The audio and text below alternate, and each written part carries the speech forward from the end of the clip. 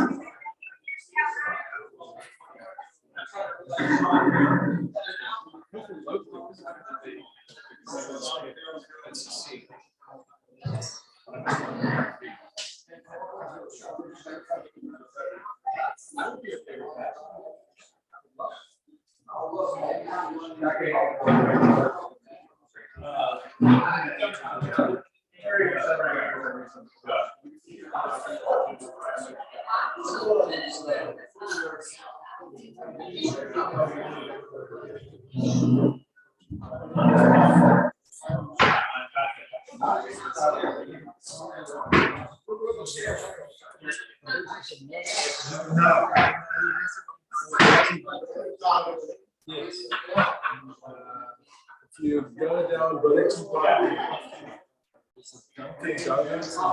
just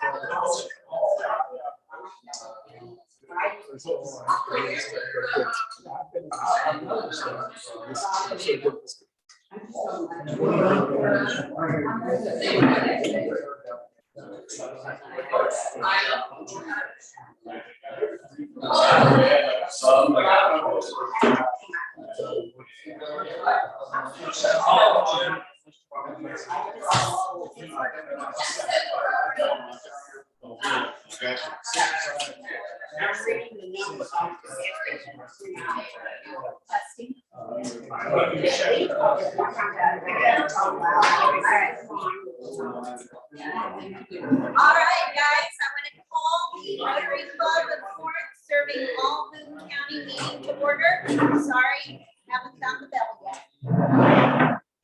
So let's do the prayer. And I'm going to go ahead and do the prayer for the group today. Dear Lord, please bless this meeting and all Rotarians worldwide as we work on our service projects. Please be with those during the Christmas season, this holiday season, who are suffering or hurting. Please help them to get through this. Be with us as we move through our concert this evening. In Jesus' name I pray. Amen. Amen. All right, let's do the pledge.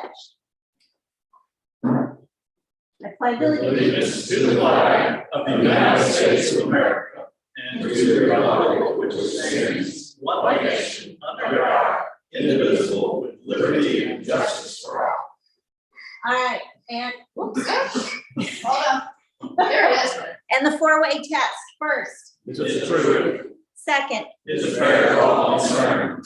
Third. And fourth. Will be beneficial to all concerned. Thank you. All right, Sean. Yeah, it's not, the mic's not picking up, so I'm just gonna do it. Okay. Thank you. Okay, White, I don't think I need the mic. We have a visitor with us, Will Baker. Will, you want to stand up and tell us what you do? Yeah, so this is my second meeting. I was here last week. Dwayne invited me, and I'm back again today. So I guess that's saying something. I'm video production manager, Jewish Federation of Cincinnati, but I also do video production on the side as well. That's pretty much it in a nutshell. Great. Welcome back. when you showed up with Dwayne, we were a little sketchy about you, but now that you're here today, it's good to see you, my friend. We did a background check. Yeah, well, on Dwayne, and it's still not back. But hooday, of course, wonderful times. Everybody's excited. It's uplifting for the community, and it's great for the economy. I can tell you the places are packed in Covington and Cincinnati. But one thing I really wanted to stress was, and if anybody can help us out tonight with the concert, we need ushers and folks to pass the baskets and make people scream and shout and turn their pockets inside out. So we can make that happen tonight. That'd be great. A number of you have already told me you would be there and help me. I thank you. Big shout out to the Florence Rotary and the collection of toys for the Steinford Toy Foundation. It was an amazing year. We had between 50 and 60 big boxes that were filled with toys. Big thanks to Rudolph back there, Gary Wilmoth, because Gary brought his truck filled multiple times and unloaded them all into the warehouse. Don Ballin, thanks so much, same thing. Roger Baddick, same thing. And I hate to leave somebody out, but everybody was great. The entities that collected the toys and the people that brought the toys. And Steinford was very grateful using New Perceptions facility. They were able to do things in, they did what they do in 20% of the normal time they spend, just because they had ability to sort toys and do that sort of thing. So thank you guys made Christmas really, really good for a lot of people. Thank you, Carrie.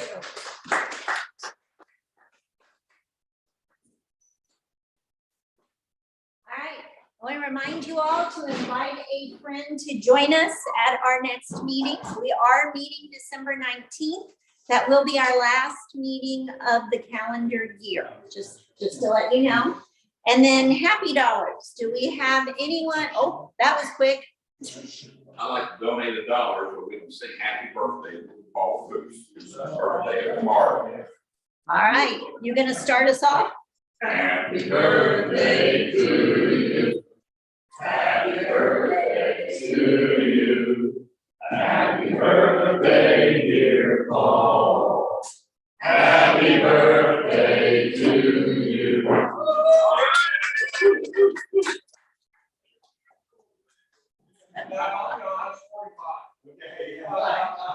All right, Roger.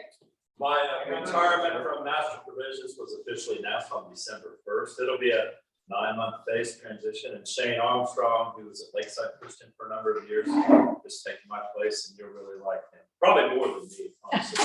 And birthday boy Paul Fuchs did the posters every year for Steinford. And Sean Carroll, I mean, he doesn't brag on himself, but he should. Because he did an amazing job of coordinating and allowing us to use New Perceptions. Sean has a future as an elf. All right, thank you. All right, anyone else with a happy dollar? No? All right. What's next? All right, we'll go back to birthdays.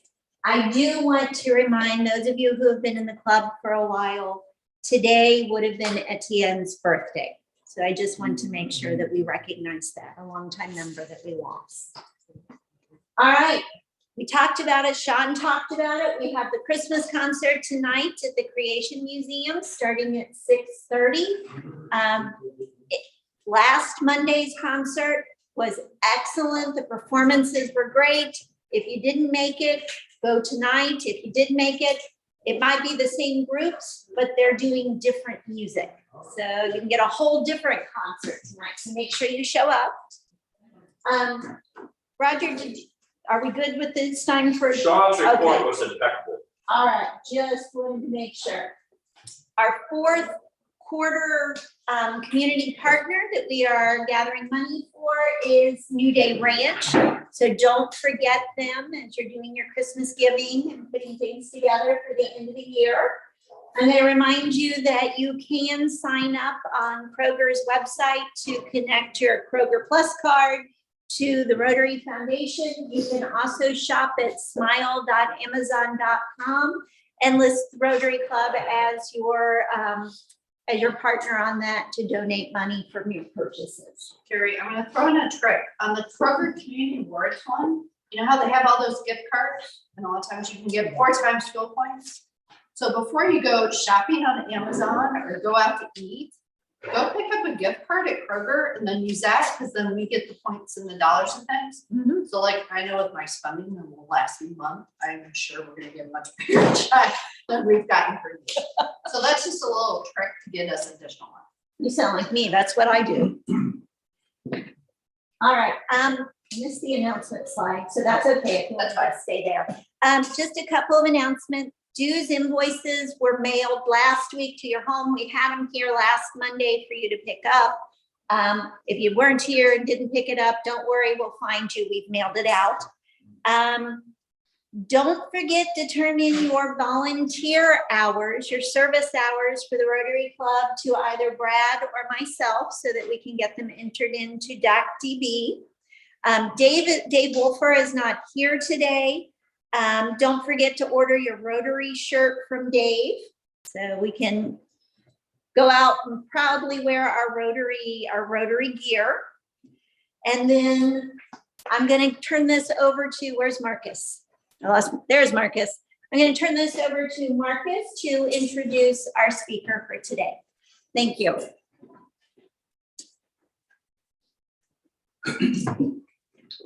As an overview of what police social worker is and the benefits of the program, including the E-Angel program, will be the topic of today's presentation by Becky Strouse of the Erlanger Police Department. She grew up in Alexandria, Kentucky, and graduated from Campbell County High School. She then went on to receive her bachelor's in social work degree from the University of Kentucky. After a few years focusing on her career, she then received her master's in social work from Campbellsville University. She has worked with the Cabinet for Health and Family Services as a child protection investigator and supervisor for 10 years. She also worked with the Erlanger Police Department for 5 years as PSW. On top of both of those jobs, she also is an instructor at Northern Kentucky University for the social work and law enforcement settings class. Main goal of a police social worker is to connect those people in crisis to much needed services, whether they be children or struggling adults. The purpose of a social worker is to improve human well-being and help meet basic and complex needs of people. In her day job, she works alongside police officers to address behavioral health, mental health, substance abuse, homeless, family disputes, and other social problems. A relatively new program named E-Angel in Erlanger is filling a gap in essential services for people in a time of need. Just last year, they helped over 50 families in unique situations. Strouse also started the E-Angel program in Erlanger 4 years ago when she noticed a gap in services provided by local agencies and decided to do something about that. She collaborates with people living in Erlanger experiencing problems that go way beyond law enforcement. Sometimes that means working with kids, the elderly, someone in financial need, and much, much more. Officers that don't want to walk away from people, and that's what's used to happen, explains Becky. And now they're able to say, I can help you, but I have someone that can. Let's call E-Angels and see what they can do. I'm proud to introduce Becky, a true society and social entrepreneur. Becky.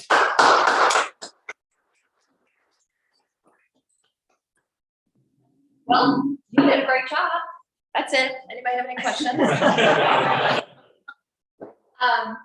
I'm, like I said, I'm Becky. I am the social worker with the Erlanger Police Department. Kind of gave you my background. I'm from Northern Kentucky, from Campbell County. I still reside there. And I've been with the Erlanger Police Department for only 5 years in February. And kind of just a brief background, what a police social worker, how it came to be. It started in the concept in the 1970s in Illinois. Illinois, for whatever reason, they have over 50 social workers in their Chicagoland area, but it never, for whatever reason, left Illinois.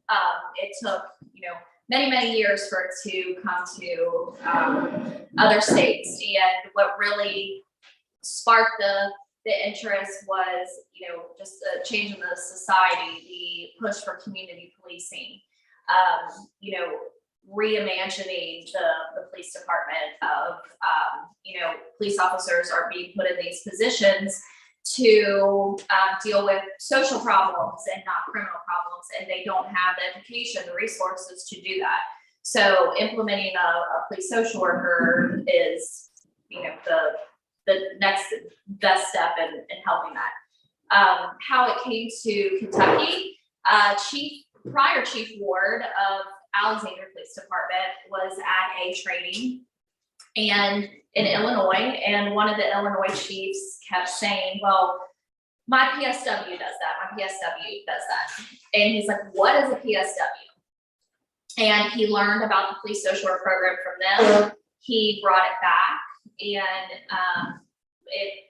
he introduced it to the city council at Alexandria, and they were very receptive, and they hired the first Kentucky police social worker in 2016. Her name is Kelly. And Kelly started in July, and Kelly and I worked together with social services prior, so we knew each other. And she started in July, and in August, I was completing my master's program and needed an internship. So I did it with Kelly. So I was with her for the whole first year of that position and helped her build that, what it was going to look like, because it had never been done before in Kentucky. So then right after I had graduated the Erlanger Police Department, how that came about, our now Mayor Fetty, then Councilwoman Fetty, she was a part of our codes department, or codes committee. And there was a house that had a hole in a roof, and the gentleman was elderly and financially couldn't, take care of the issue.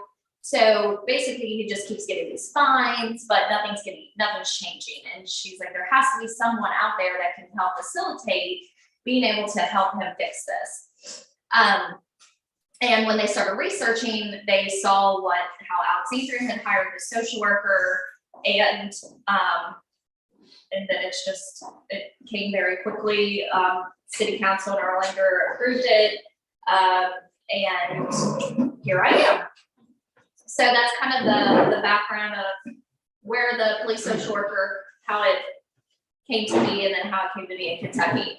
Now Kelly and I, we are we started the Kentucky Police Social Worker Program. We now have 13 police social workers in Kentucky, and we have helped hire most of them. Usually police departments all over the country, they will contact us and ask us, how we did it for our job descriptions and policies, and we send that to them. We helped Delhi, Ohio hire the first Ohio police social worker. We're getting ready to help Covington. So it's definitely growing, and it's definitely exciting times. What I do on a daily basis, anytime the police officers are out on a call and there's something that is social in nature, which calculating about 60% of police calls are not criminal in nature. So there's a lot of calls that when they get out there isn't anything that they can do for them. They may be able to diffuse the situation, but nothing that is, criminal that anyone's going to be going to jail for. So instead of just walking away and saying, I don't know what to do for you, or, saying, here's a piece of paper with resources, they can say, I can't help you, but we have someone who can. And then they can give them my card, or they can call me and I can come out to the scene then. It just depends on the call and the urgency of it. Every morning I read every single police call from the day before. And if there's something in there that I see that I could help with or follow up with, then I will do that. We also have our fire department, they make referrals to me, our city council members. Now that the program has been around for a while, people just come to the police department, they know about me, or, businesses will call, lots of ways that I get involved with people. The ways that I follow up with people, it may be a letter to them, offering them services, maybe a phone call, maybe a home visit. When I first started, I thought that I would make home visits to everybody, and that is just very unrealistic, couldn't do that. So that's how I had to kind of break it down of how I was going to communicate with people. I am not a first responder. I am, 911 is not calling and me going out. I'm a second responder. If there is a call that comes out and I hear it on the radio and it's someone that I have dealt with before, then sometimes I will go, but it's after the scene is secure. I'm not going out there. There's a lot of things the news tries to portray that social workers are going in, with no vests, no guns into these crazy situations, and that's just not true. And the different things dealing with that I deal with the most in Erlanger is the homeless population and our senior citizens, and then mental health. Definitely substance abuse and domestic violence, child abuse. There are lots of interactions with that as well, but those are kind of my top that I deal with.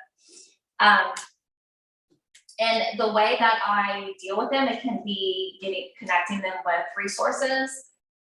It can be getting the right agencies involved, if it's child protective services or adult protective services. Or it can be through what kind of I'm really here to talk about is the E-Angel program. So the E-Angel program is something that as 18 years ago, starting as a social worker, I noticed very quickly that there is a huge gap in resources. Northern Kentucky, we have great resources for the right people. You have to be in a poverty guideline. You have to be certain family size, sometimes race, sometimes age. There's all these constrictions of what you have to be. But what I noticed is there is this gap of people that do not fit that, but are in true need, and we can't find resources for them. So, you have the mom who's working 40 hours at McDonald's, making minimum wage. She is above the poverty guideline, but she has 3 kids that she's taking care of by herself. She doesn't fit to get any kind of resources to help her. But we know minimum wage is not going to pay your rent and your utilities and childcare and and whatnot. So you start when they get into some type of a bind, you just spiral out of control until things hit completely rock bottom. And my goal was, where can we stop and help that from happening? When I came to work for Erlanger, I was able to finally kind of put that vision into place of the E-Angel program. And basically it's 100% donation based. Their taxpayer money cannot be spent on helping individuals. So no taxpayer money, no city, there's no line item, no budget that goes into it. It's completely donations. In February, I do a How Big Is Your Heart campaign, and I send letters to every single business in Erlanger and surrounding to request donations. And then during the summer, Coca-Cola partners with us and helps tremendously. So that's how we get the donations. And then what happens throughout the year is anytime we come into a situation that there's a need, if I can't find the resource, then we take care of it.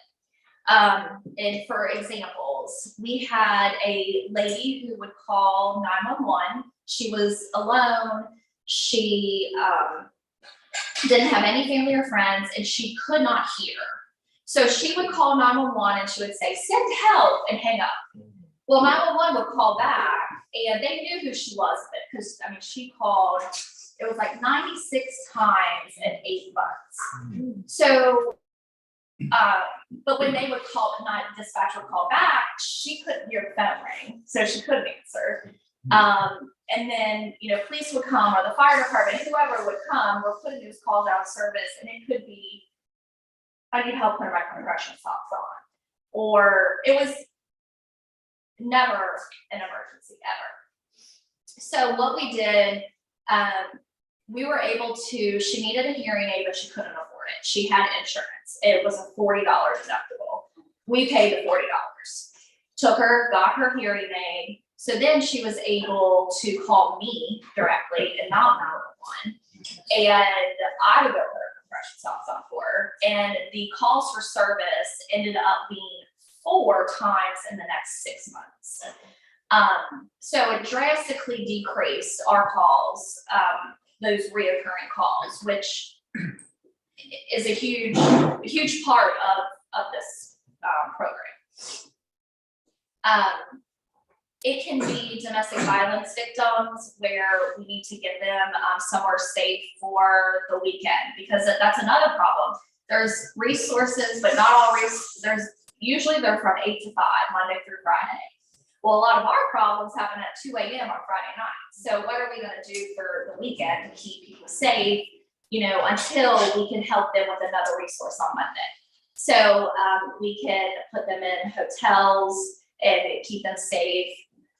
The same thing we have with the homelessness. We have lots of families in cars that we find, especially in wintertime. They hide a little bit better in summer.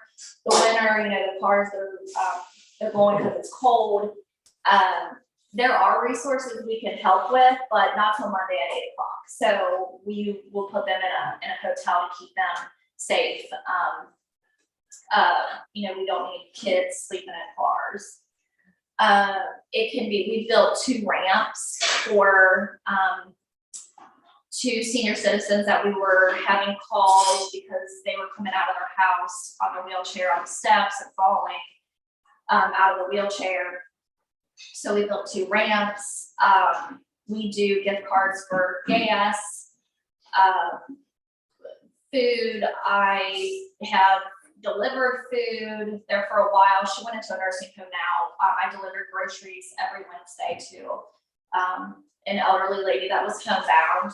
If we have someone that is on the waiting list for Meals on Wheels, the Meals on Wheels, we partnered with them where they asked, would you like, in the meantime, before our services start, would you like another service? And if they agree, then I will deliver groceries to them until Meals on Wheels comes available. Because if you qualify for Meals on Wheels, you are at the lowest of, or I should say, the highest priority of needing, you know, food. You don't have transportation, you're not able, you don't have family. So they don't need to be on the waiting list. So those are just different things that the program provides for.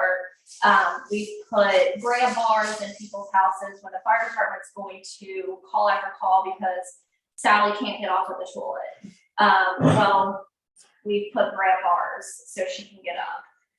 There's been elderly couples where, you know, the husband, he just could not get his wife off the couch anymore. Like he always was able to, well, there's a belt that you can get and help pull. It's just little things like that that we want to help people be able to stay in their home and independent as long as possible. How does this tie into Florence? So Dixie Highway, the UDF on Dixie, just down the road here, on there a lot. Because our homeless population from Florence, I don't know if you know that Florence has a homeless population. Yes. There's a large homeless population in Florence. And they go back and forth. You know, once they get nestled enough in Florence, they'll come to Erlanger for a little bit, and then when it happens to Erlanger, then they'll go back to Florence. And sometimes they spend the day in Florence, and then they'll go sleep in Erlanger. And it's just you know, and kind of the reason the EDF, their beer is about 7 cents cheaper.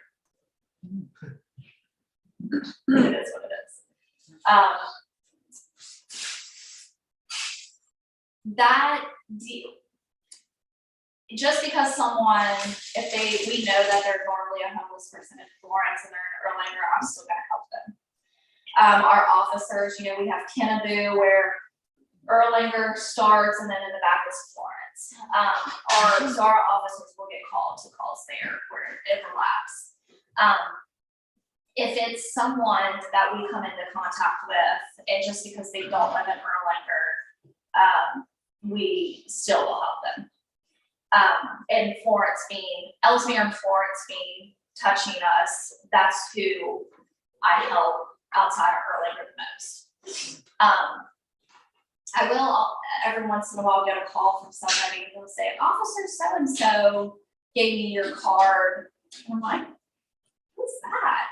And then I have to Google it and it'll be a Florence police officer. And I'm like, that's interesting. But, you know, we, within reason, you know, help whoever we can. That was a lot. I think I'm out of breath. Anybody have any questions? Yes. Do you know if the city of Florence or Boone County Sheriff Department is taking any steps towards it? Or speed having social? I have not received any interest from either. And follow up, do you deal with the mental health or emotional health of the police officers?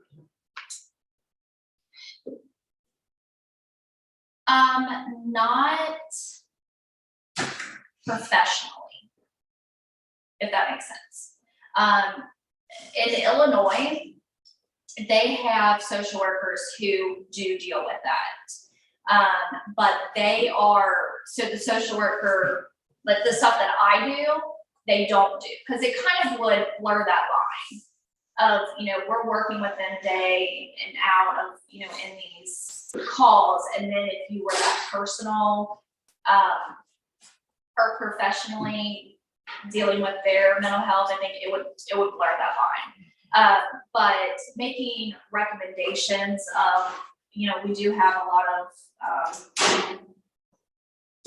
we have a peer support group in Northern Kentucky for police officers, and there are resources out there that we can help get them to.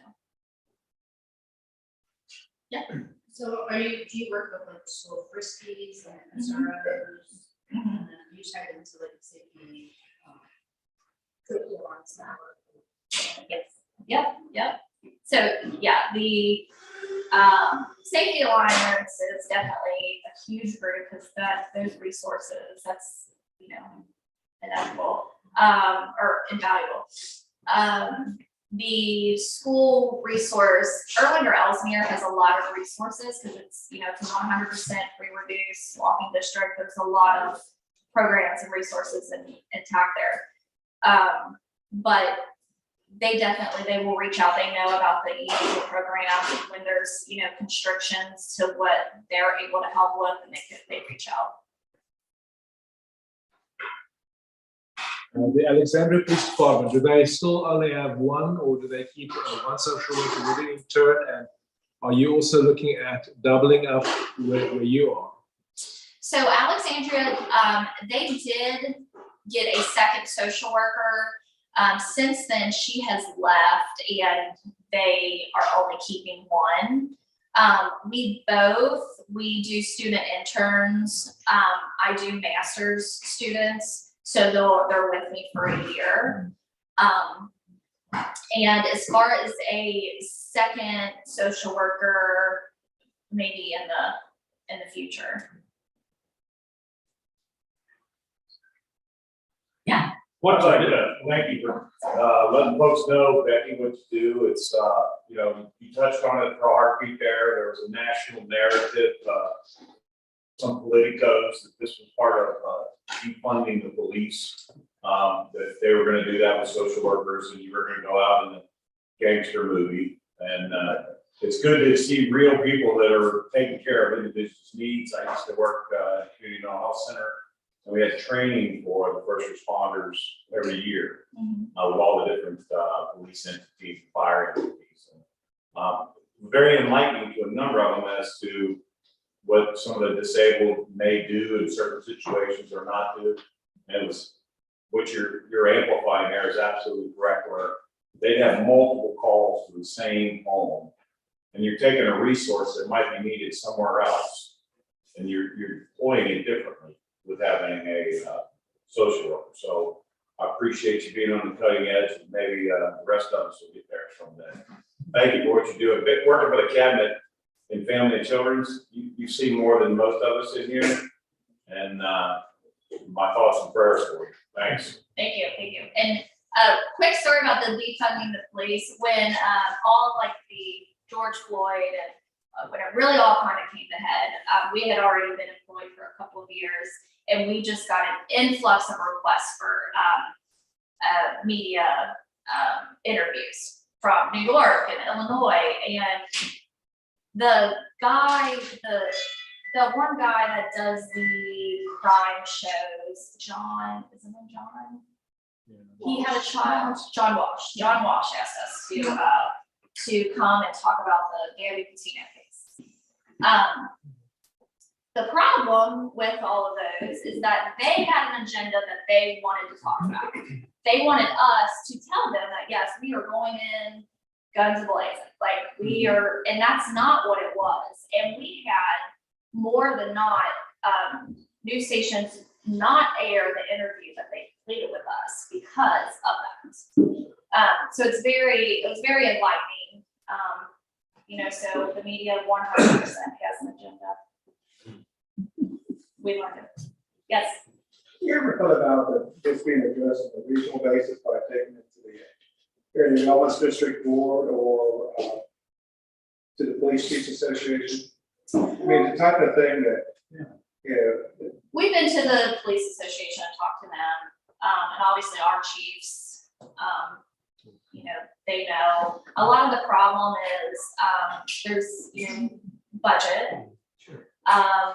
And then also you have police, in reality, police officers are like, well, I don't know what to do with them. So, you know, you have to have the right person that can go in and start this from ground up. It's a little easier now because Kelly and I will literally look at your job applications, we will be in the interviews, we then will take them and train them, and it's at no cost. We don't, our cities don't charge our chiefs. It's something that they believe in, so they want other people to succeed as well. But I mean, so it's no, to answer your question. We have spoke at Frankfurt before. I don't know the answer of what it's going to take to get more departments to get in. I have a question. Does it mean with your job that you do, does it mean you have the ability to force a law with your position, or you're just ancillary? No, I think the reason that this works is because I'm not social services, so I can't take your kids. I'm not the police, so I can't arrest you. I'm 100% just there to help you. Yeah. And I think that that's what really, I have if someone says, you know, kick rocks, okay, bye. And there's not gonna be any repercussions. And I think like our success rate this past year, we had a 4% unsuccessful rate.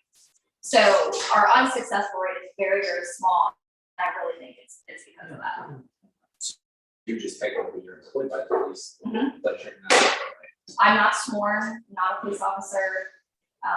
You wouldn't want me as a police officer. That's for sure.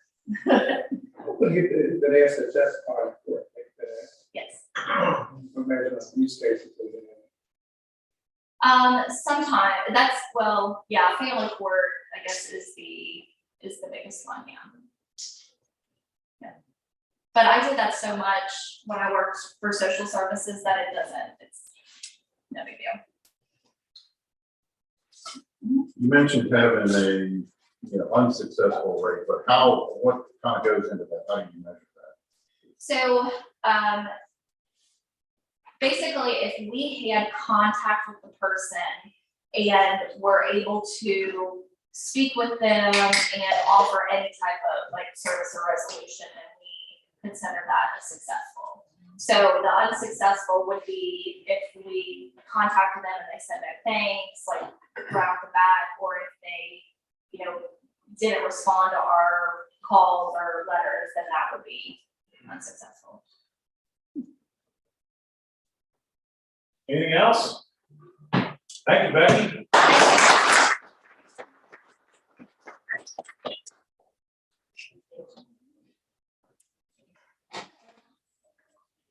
All right, so I can say as a resident of Erlanger, I have been following this program for quite some time since the city council voted to put it into place. And I've also worked with the schools and a lot of volunteers, and this is a great program. So thank you for what you do. I just wanted to say that. Next week, we are having a meeting, as I said. It will be our last meeting. Trying to find a good place to stand here. There we go. It'll be our last meeting of the year, the calendar year. It will be an end of year club update, and we have invited our scholarship recipients back to kind of give us a little bit of update of how their school year is going and what they're doing. So make sure you come for that meeting. Anything else for the good of the group?